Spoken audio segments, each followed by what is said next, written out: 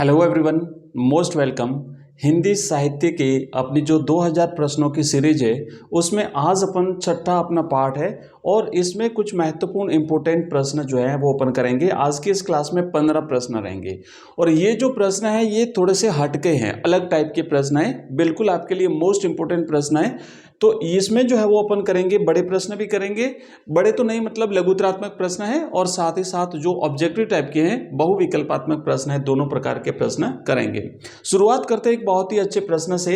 आपके सामने लिखा हुआ प्रश्न कि जहां अप्रस्तुत का वर्णन कर उसके द्वारा प्रस्तुत का बोध कराया जाता है वहां कौन सा अलंकार होता है। अब समझिए बच्चों, अप्रस्तुत और प्रस्तुत दो वर्ड है, आप इन दो शब्दों को समझिए। प्रस्तुत का मतलब यह होता है कि जो हमारा मुख्य टारगेट है, जो हम वास्तव में दिखाना चाहते हैं, वो तो हो गया प्रस्तुत। और अप्रस्तुत का मतलब होता है कि हम किसी का उदाहरण दे करके उस चीज को समझाएंगे, क्योंकि डायरेक्ट अगर कहेंगे तो हो सके सामने वाला बुरा मान जाए, हो सके सामने वाला को कुछ अटपटा लग जाए। तो इसलिए कवि क्या करते हैं कि किसी दूसरी बात का उदाहरण देके अपने मेन टारगेट पर आते हैं, अपने मुख्य जो जो चीज उन्हें दिखानी होती है उस पर आते हैं। तो यहां पे क्या होता है कि सामने कौन होता है, अप्रस्तुत होता है। ध्यान रखना, डायरेक्ट उदाहरण अप्रस्तुत क्या दिया जाता है और फिर प्रस्तुत को समझाया जाता है, उसके द्वारा प्रस्तुत का बोध कराया जाता है। बोध कराना मतलब उसे ज्ञान कराना। अच्छा, उदाहरण समझिएगा। तो पहले तो आपको यह बताना है कि ये अलंकार कौन सा है। तो ये अलंकार होता है अन्योक्ति अलंकार। अब देखो इसको समझो, अन्योक्ति क्यों है, अन्य धन उक्ति है ना, अन्य अन्य धन उक्ति यानी किसी दूसरी उक्ति के माध्यम से, किसी दूसरे कथन के माध्यम से मुख्य बात को समझाना। अब हुआ क्या था कि सॉरी, जयपुर महाराजा जय सिंह जी, जब उनकी नई नई शादी हुई तो वो दरबार में नहीं आ रहे थे। तो आपने कभी बिहारी का नाम सुना होगा। बिहारी ने अपनी एक रचना लिखी है, बिहारी सतसई। कहते हैं कि उन्हें एक ही दोहे पर एक असर पे मिलते थे, तो वो गागर में सागर भरने का काम करते थे, छोटे से कथन में बहुत बड़ा संदेश दे देते थे। तो बिहारी से कहा कि भाई आप कुछ करिए। तो बिहारी जी ने एक दोहा लिखा था महाराजा जय सिंह जी के लिए। तो वो दोहा कुछ इस प्रकार था कि नहीं पराग नहीं मधुर मधु नहीं विकास इह काल अली कलहि सो बंध्यो आगे कौन हवाल। मतलब जब ये पूछा, इनसे कहा गया, महाराजा जय सिंह जी को जब ये लिख करके और वो जो महल वहां पे पहुंचाया गया, तो तुरंत वो उसको पढ़ा और पढ़ करके जब उन्हें ध्यान आया तो वो फटाफट से वो दरबार में आए थे। तो बात क्या थी, उनमें ये लिखा था कि भाई आपने जो अभी शादी हुई है, अभी तो इनकी उम्र भी इतनी नहीं है, और आगे फिर क्या होगा, तो आप जो है वो दरबार में आने का मतलब उन्हें एक प्रकार से कहा गया था। ये जो संदेश था कि जो जैसे मान लो भौरा है कि नहीं पराग और नहीं मधुर मधु। अगर भौरा किसी कली पे बैठ गया तो न तो उसको अभी, न तो अभी कली खिली नहीं है, अभी फूल नहीं बना है, उसमें पराग नहीं है, अभी मधु भी नहीं है उसमें, और अभी से अगर भौरा उस पर मंडरा रहा है तो जब फूल बन जाएगा उस समय क्या होगा। तो ये कहा गया था कि नहीं पराग नहीं मधुर मधु नहीं विकास यही काल अली कली ही सो बंद। ये कली है भाई, है ना, कली है। अली कली ही सो बिंध्यो आगे कौन हवाल, यहाँ कौमा है। नहीं पराग नहीं मधुर मधु नहीं विकास ई काल अली कलहि सो बिंदियो आगे कौन हवाल। तो ये सुना और महाराजा इसमें आगे थे। अब देखो इसमें प्रस्तुत क्या और अप्रस्तुत क्या है। तो प्रस्तुत का मतलब है डायरेक्ट उदाहरण किसका दिया है, तो डायरेक्ट उदाहरण दिया है भौरे का और उस कली का, है ना, उसके पराग उसके मधुर उसके मधु बने उसका जो रस होता है उसका उदाहरण दिया है। तो भौरे और उसका उदाहरण दिया है, और अप्रत्यक्ष रूप से महाराजा जय सिंह जी को कहा गया है कि आप जो है अभी से अगर इस तरीके से करोगे तो जब पूरी तरह से विकसित होने के बाद क्या होगा। तो ये इस तरीके से क्या किया भाई, प्रस्तुत, जहां अप्रस्तुत का वर्णन करके उसके द्वारा किसका, प्रस्तुत का बोध कराया जा रहा है। तो प्रस्तुत कौन है, प्रस्तुत है महाराजा जय सिंह, जो इसमें नहीं है। तो बोध किसका कराया जा रहा है, पहले अप्रस्तुत का बोध कराया जा रहा है, जो एक्चुअल बात नहीं है, जो एक्चुअल चीज नहीं है, उसका उदाहरण दिया जा रहा है। तो अप्रस्तुत के बोध से प्रस्तुत यानी मुख्य जो टारगेट कौन है, उस प्रस्तुत का मुख्य टारगेट का बोध कराया जाता है। तो वहां पे अन्योक्ति अलंकार होता है। तो ये होता है अन्य उक्ति, मतलब दूसरे कथन के माध्यम से समझाना। चलिए आगे बढ़ते हैं। नेक्स्ट है हमारा दूसरा प्रश्न। दूसरा प्रश्न है कि जहां संक्षिप्त उक्ति के द्वारा प्रस्तुत और अप्रस्तुत का बोध होता है, वहां पे कौन सा अलंकार होता है। अब इसमें देखो ये अन्योक्ति का विपरीत है। इसमें क्या होगा कि इसमें पहले प्रस्तुत का बोध करा के फिर अप्रस्तुत का बोध कराया जाता है, उसमें पहले अप्रस्तुत का, अन्योक्ति में अप्रस्तुत के माध्यम से प्रस्तुत का बोध होता है। और इसमें क्या होता है कि जो अपना समासोक्ति अलंकार होता है उसमें प्रस्तुत के माध्यम से अप्रस्तुत का, पहले डायरेक्ट बात को समझा के फिर दूसरी बात समझाई जाती है। देखो जैसे क्या होता है, तो पहले तो यह है कि इसे समासोक्ति अलंकार कहता है। समासोक्ति का मतलब होता है संक्षिप्त उक्ति, है ना, संक्षिप्त लिखा हुआ है यहाँ पे, संक्षिप्त कथन के माध्यम से किसी बात को समझाना। तो क्या कहा है कि प्रस्तुत के माध्यम से अप्रस्तुत की इसमें व्यंजना की जाती है, डायरेक्ट चीज पहले सामने रखी जाती है। क्या है कि सिंधु सेज पर धरा वधु अब तनिक संकुचित बैठी सी, प्रलय निशा की हलचल स्मृति में मान किए सी ऐठी सी। तो ये एक उदाहरण है बच्चों समासोक्ति अलंकार का। आइए आगे बढ़ते हैं। एक और इंटरेस्टिंग प्रश्न है जो आपके सामने है कि जो शब्द परुष होने के कारण सुनने में कटु लगते हैं उनमें कौन सा दोष होता है। तो देखो हम क्रमशः एवरीडे जो काव्य के दोष है उसका एक प्रश्न लेते हैं। हमने हमने पहले ग्राम्यत्व दोष का लिया, हमने अक्रमत्व दोष भी लिया, और आज हम पढ़ेंगे श्रुति कटुत्व दोष। देखो शब्द से ही स्पष्ट है, श्रुति मैंने सुनना, श्रुति का मतलब होता है सुनना, कटुत्व का मतलब होता है कड़वा, है ना, कटुत्व का मतलब होता है कड़वा। तो जो सुनने में कड़वा हो, सुनने में कानों को जो कठोर लगे, वो होता है श्रुति कटुत्व दोष। तो आप ध्यान रखिएगा, अगर प्रश्न बनता है कि श्रुति, उल्टा भी प्रश्न पूछा जा सकता है, श्रुति कटुत्व दोष किसे कहते हैं, तो आप लिखोगे कि जो परुष वर्ण होते हैं, मतलब कठोर वर्ण होते हैं, है ना, परुष वर्ण का मतलब होता है कठोर वर्ण होते हैं, विशेष करके जो ट वर्ग है ना, ये ट जो वर्ग है, अपने जो वर्णमाला है हिंदी की वर्णमाला, उसमें ट वर्ग के जो वर्ण हैं, जैसे ट, ठ, ड, ढ, तो ये है ना ऐसे ऐसे लगता है थोड़ा सा कानों में, डंका बजता है ऐसे, ट, ठ, ड, तो ये कठोर वर्ण माने जाते हैं। तो किसी श्रृंगारिक रचना में जहां पे श्रृंगार रस का प्रयोग हो रहा हो, तो वहां पे इस प्रकार के वर्ण वर्जित हैं, वहां पे इस प्रकार के वर्णों का अगर प्रयोग किया जाए तो ये कानों को कठोर लगते हैं, कटु लगते हैं, इसलिए ये श्रुति कटुत्व दोष माना जाता है। नेक्स्ट क्वेश्चन है अगला हमारा प्रश्न है बच्चों, चौथा प्रश्न कि श्रुति कटुत्व दोष का उदाहरण सहित वर्णन कीजिए, समझाइए। तो देखो अभी हमने देखा कि ऐसे वर्ण जो किसी काव्य रचना में आए हो और वो सुनने या पढ़ने से हमारे कानों को कठोर लगे, कटु वर्ण लगे, तो वो क्या कहलाते हैं, श्रुति कटुत्व। देखो कि जब किसी कविता के पढ़ने अथवा सुनने मात्र से कानों में कटुता अथवा कड़वापन उत्पन्न हो जाए, तो वहां पे श्रुति कटुत्व दोष होता है। कोमल रसों के वर्णन में कठोर वर्गों के प्रयोग से श्रुति कटुत्व दोष होता है। जैसे देखो कि कब की इकटक डटी रही टटिया अंगुरन डारी, तो ये ट ड ये वर्ण भाई थोड़े से कानों को कड़वे लगते हैं। तो इस पंक्ति में श्रृंगार रस के वर्णन में ट वर्ग के वर्णों का प्रयोग हुआ है, वर्षों का नहीं है, ट वर्ग के वर्णों का प्रयोग हुआ है, तो इसीलिए ये यहाँ पे श्रुति कटुत्व दोष है।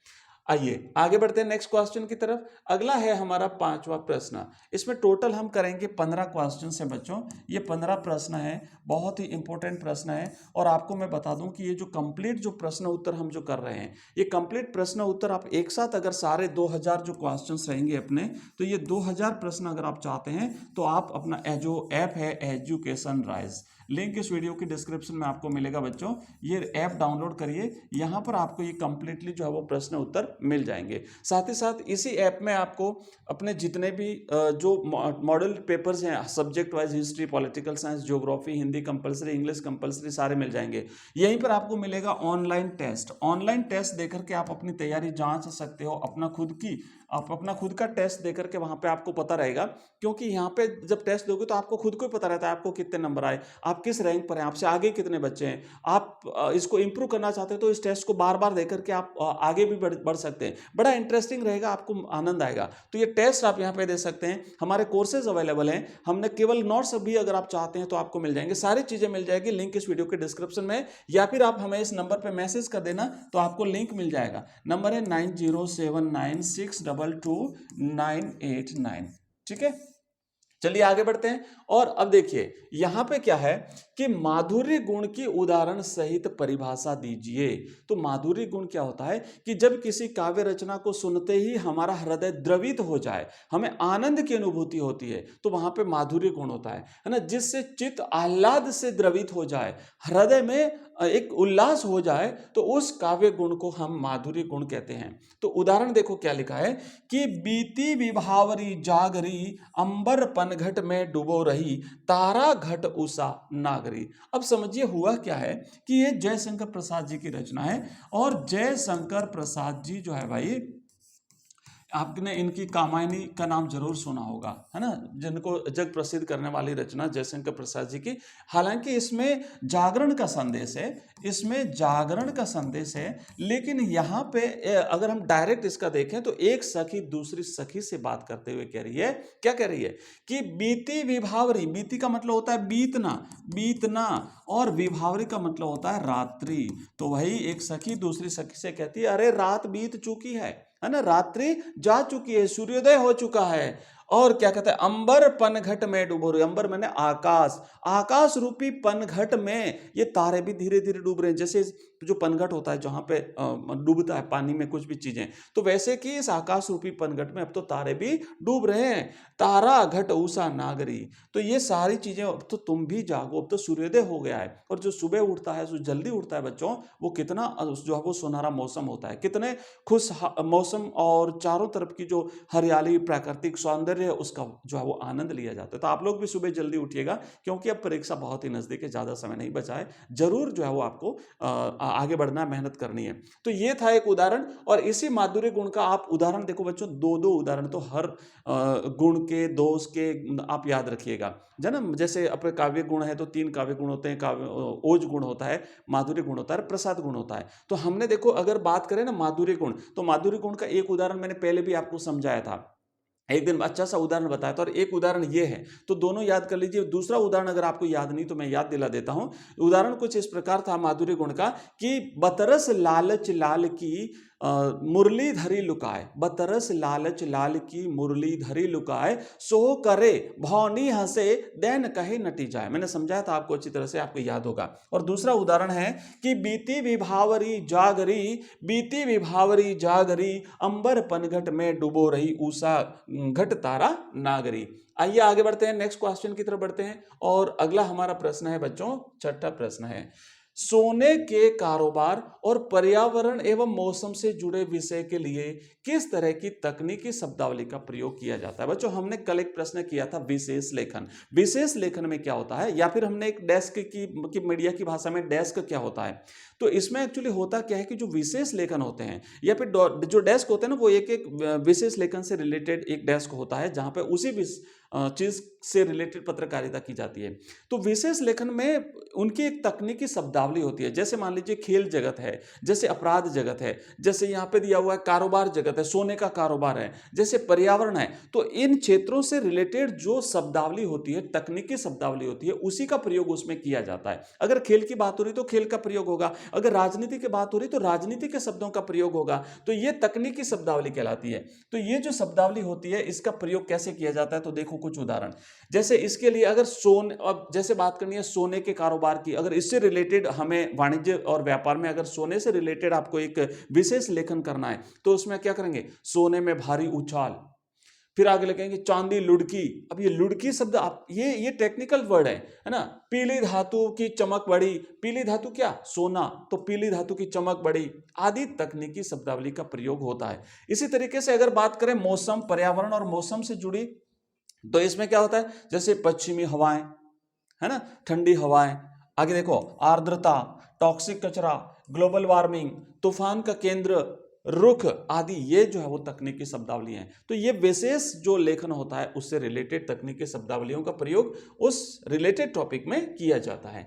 नेक्स्ट प्रश्न है हमारा 7वां, मीडिया की भाषा में बीट का क्या तात्पर्य है। देखो हमने मीडिया की भाषा में विशेष लेखन क्या होता है पढ़ लिया, मीडिया की भाषा में डेस्क क्या होता है हमने पढ़ लिया अच्छी तरह से। अगर आप बच्चे जैसे नए हो, अगर पहली बार कुछ बच्चे जैसे आए हैं, तो मैं बता दूं कि यहाँ पे ऊपर आई बटन पे आपको लिंक मिलेगा, वहां पे हमारे जो पुराने जितने भी वीडियोज है इसी सीरीज के वो सारे मिल जाएंगे, या फिर इस वीडियो के डिस्क्रिप्शन में आपको हमारी प्लेलिस्ट का लिंक मिलेगा। उस प्लेलिस्ट पे जाइए और एक एक करके सारे आप ये जो क्वेश्चन की सीरीज है हमारी ये पढ़ लीजिए। और हम दिनों दिन इसकी जो संख्या है वो बढ़ाते जा रहे हैं, प्रश्नों की संख्या। पहले हम 10-10 प्रश्न करते थे, अब हमने 15 कर दिए हैं। अब हम और ज्यादा बढ़ाएंगे, जैसे जैसे एग्जाम नजदीक आएगा आपका और हम इसकी सीरीज बढ़ाएंगे। और साथ ही साथ हिंदी साहित्य के अलावा पॉलिटिकल साइंस, ज्योग्राफी, हिस्ट्री और हिंदी कंपलसरी, इंग्लिश कंपलसरी, सबकी तैयारी अपन यहाँ पे अपने इस चैनल पे करवाते हैं। साथ ही साथ आपको बता दूं अपनी 2 लाइव क्लासेस होती है शाम को 7 बजे और एक होती है शाम को 8:30 बजे। ठीक है, तो आप लोग वहां पे ज्वाइन कर सकते हैं और हम जो है वो सब्जेक्ट वाइज रिवीजन भी अगर हम जो है वो भी कर रहे हैं। तो मीडिया की भाषा में अगर बच्चों बात करें बीट की, तो कि देखो क्या होता है कि खबरें भी कई तरह की होती हैं, अलग अलग प्रकार के समाचार होते हैं, अलग अलग प्रकार की न्यूज होती है। जैसे राजनीतिक समाचार हो गए, आर्थिक जगत के समाचार हो गए, अपराध जगत, खेल जगत, फिल्म, कृषि, विज्ञान आदि आदि विषयों के जो है वो क्या होते हैं, समाचार होते हैं। अब क्या होता है कि जो संवाददाता होते हैं उनके बीच में काम का विभाजन जब उनकी दिलचस्पी और उनके ज्ञान को ध्यान में रखकर किया जाता है तो इसे मीडिया की भाषा में बीट कहा जाता है। अगर कोई पत्रकार राजनीति में इंटरेस्ट रखता है तो उसे राजनीति से रिलेटेड खबरें लिखने के लिए उसको यह काम दिया जाए। अगर कोई व्यक्ति आर्थिक क्षेत्र में अच्छा जानकार है, उसकी रुचि उस क्षेत्र में है, तो उसे उस क्षेत्र को सौंपा जाए, वो काम उसे दिया जाए। तो ये जो काम का जो विभाजन होता है, अगर ये काम का विभाजन पत्र की मीडिया की भाषा में ये काम का विभाजन अगर उनकी रुचि और अगर उनके ज्ञान के आधार पर किया जाए तो वो क्या कहलाता है, वो पत्रकारिता की भाषा में बीट कहलाता है। नेक्स्ट है हमारा 8वां प्रश्न, समाचार लेखन के लिए कितने ककार आवश्यक है। बच्चों ककार का मतलब क्या होता है, क और कार, मतलब 6 प्रकार के ककार होते हैं, 4 प्रकार के ककार और 2 प्रकार के ककार। तो इस तरह से टोटल 6 प्रकार के ककार होते हैं। ये आगे आने वाले प्रश्न में हमने दिए हुए अच्छी तरह से मैं आपको अच्छी तरह से समझाऊंगा। तो अभी प्रश्न ये है कि कितने ककार होते हैं, छोटा प्रश्न बन सकता है यहां से, तो 6 ककार होते हैं, आप याद रखिएगा।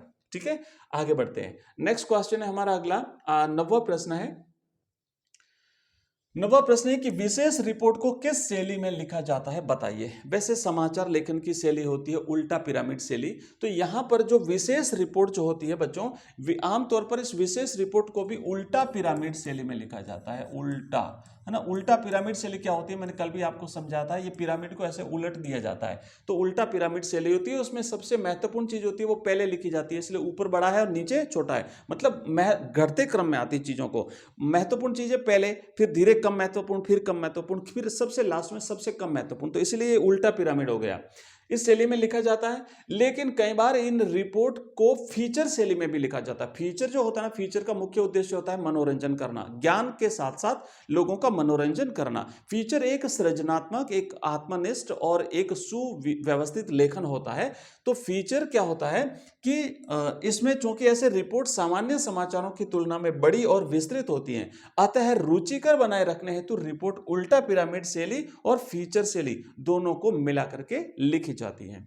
नेक्स्ट है हमारा अगला क्वेश्चन, अगला प्रश्न है हमारा 10वां, लिखित रूप में नाटक कितने आयामों में होता है। तो अगर हम लिखित रूप में बात करें तो नाटक जो होता है ना वो सिंगल डायमेंशनल होता है, एक आयामी होता है। राइट आंसर रहेगा इसका ऑप्शन 1। ठीक है, अगला क्वेश्चन है, नेक्स्ट क्वेश्चन है, एक आयामी होता है। 11वां प्रश्न है, नाटक किस काल में लिखा जाता है। तो देखो अलग अलग काल होते हैं, जैसे वर्तमान काल, भविष्य काल, भूतकाल, देश काल। तो आप बताइए कौन से काल में लिखा जाता है। बिल्कुल सही है बच्चों, नाटक जो है ना ये वर्तमान काल में लिखा जाता है। करेक्ट आंसर रहेगा इसका ऑप्शन ए, नाटक हमेशा वर्तमान काल में ही लिखा जाता है।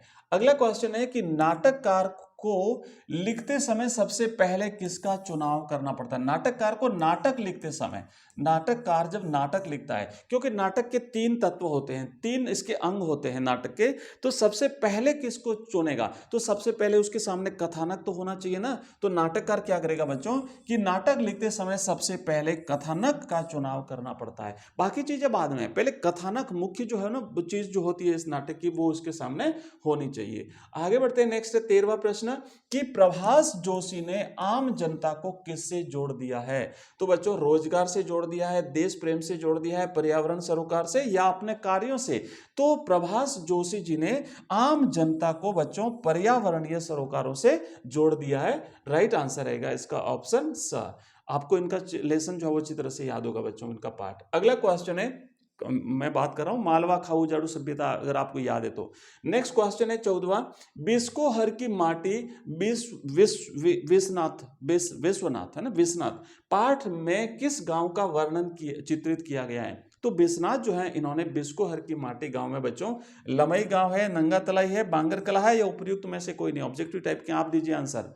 बिल्कुल सही जवाब है आपका नंगा तलाई गांव। राइट आंसर रहेगा इसका ऑप्शन ब, नंगा तलाई गांव का वर्णन बिस्कोहर की माटी में विश्वनाथ त्रिपाठी ने किया है। अगला क्वेश्चन है हमारा 15वां, और आज की इस क्लास का अंतिम क्वेश्चन है, वो है 15वां, कौन से फूल को फूल नहीं माना जाता? गुलाब का फूल, कोयया का फूल, कोहड़ा का फूल, या हर सिंगार? तो बच्चों राइट आंसर रहेगा कोहड़ा का फूल। इस कोहड़े के फूल को फूल नहीं माना जाता। तो ये है हमारा आज का जो है वो क्लास। तो बच्चों कैसी लगी क्लास मुझे कमेंट बॉक्स में कमेंट करके जरूर बताइए। मिलते हैं आगे एक बहुत ही नेक्स्ट जो हिंदी कंपलसरी है अपना, तो हिंदी कंपलसरी के भी इसी प्रकार के, क्योंकि हिंदी कंपलसरी में हमने क्या किया है कि वहां पर हम चैप्टर वाइज आगे बढ़ रहे हैं। जैसे हमने 2 चैप्टर्स के कल क्वेश्चंस किए थे, फर्स्ट और सेकंड जो हमारा लेसन है उसके किए थे। आज हम कोशिश करेंगे पहले से लेके 4 तक, पहले अध्याय से लेकर 4 अध्याय विशेष करके जो काव्य खंड है उसमें जितने भी इंपोर्टेंट प्रश्न बन सकते हैं, चाहे वो बहुविकल्पात्मक हो, अति लघुतरात्मक हो, रिक्त स्थान वाले हो, बड़े प्रश्न हो, उनको अपन करेंगे। तो चैप्टर वाइज करेंगे। तो हमने देखो उसका रिवीजन भी कर लिया है और साथ ही साथ अब प्रश्न उत्तर भी कर लेते हैं। तो इस एक तरह से हमारा कंप्लीट फाइनल रिवीजन हो रहा है ना। अब तो सीधा एग्जाम देने जाएंगे, ऐसी तैयारी के साथ हम आगे बढ़ेंगे। इसी तरीके से हम बाकी सब्जेक्ट में भी करेंगे। तो थोड़ी देर में उसमें मिलते हैं। अब देखो नेक्स्ट आप लोग ऐप मैंने आपको बताया बच्चों, एक बार जरूर डाउनलोड करिएगा। वहां पे आपको बहुत ही आपके हेल्पफुल कंटेंट आपको मिलेंगे। एजुकेशन राइज नाम से है,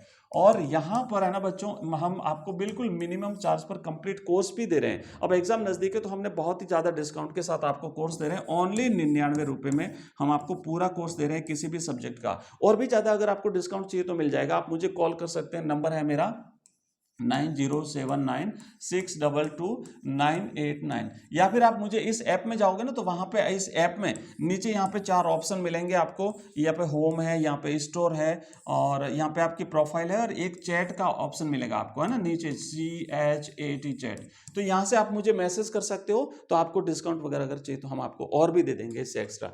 तो ये तो कंप्लीट कोर्स हुआ। इसी तरीके से मॉडल पेपर्स है हमारे सब्जेक्ट वाइज, ओनली 29 रुपीज में। केवल अगर आप नोट्स चाहते हैं सब्जेक्ट वाइज तो ओनली 11 रुपीज में। इसी लेके साथ साथ अगर आप ऑनलाइन टेस्ट सीरीज चाहते हैं, ऑनलाइन टेस्ट सीरीज भी है हमारे पास, तो उसका भी हम आपको अवेलेबल करा देंगे। सारी चीजें हमारे पास, तो आप एक बार जरूर डाउनलोड करिए। मिलते हैं अगली क्लास में, तब तक के लिए जय हिंद, जय भारत।